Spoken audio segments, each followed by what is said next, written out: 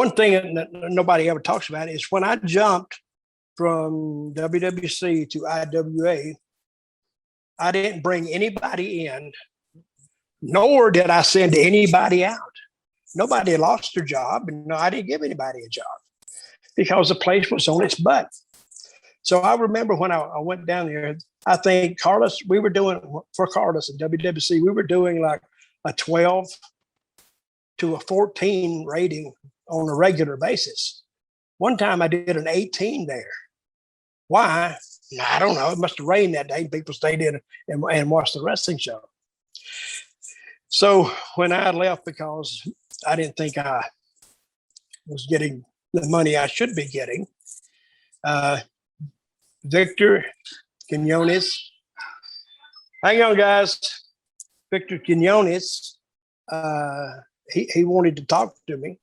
So, and I went down there and I said, well, listen, I don't think we need to, this is what I want. I said, I give him a money amount, give me a ticket home every month so I can go back and forth. So, and he said, okay, and you start.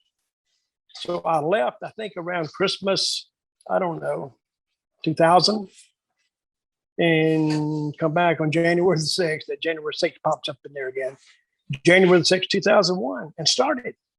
So all of a sudden I was here, and then I was there. And when I left, the IWA was doing like a 2.6 rating.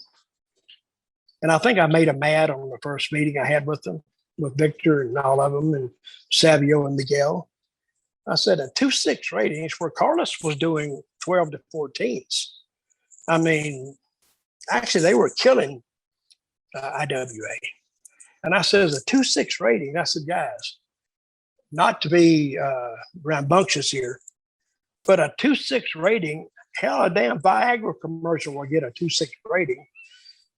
And I thought, so I said, all right, what are you guys doing? They said, well, we're doing this and this and this. I said, okay, we're gonna dump that.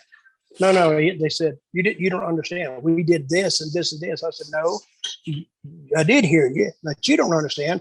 We're going to dump it. They said, why? I said, it's drawing you a 2.6 rating. So let's start all over. And they said, okay. And we started, and all of a sudden, the 2.6 rating was here, and Carlos was up here.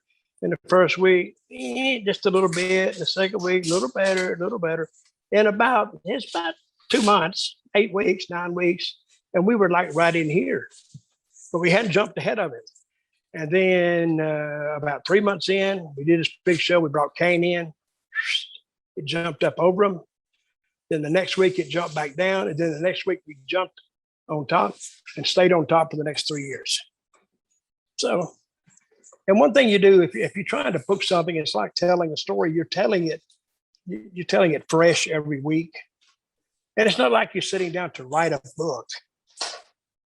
But see, I would just watch what happened and because I would book the next show on Sunday.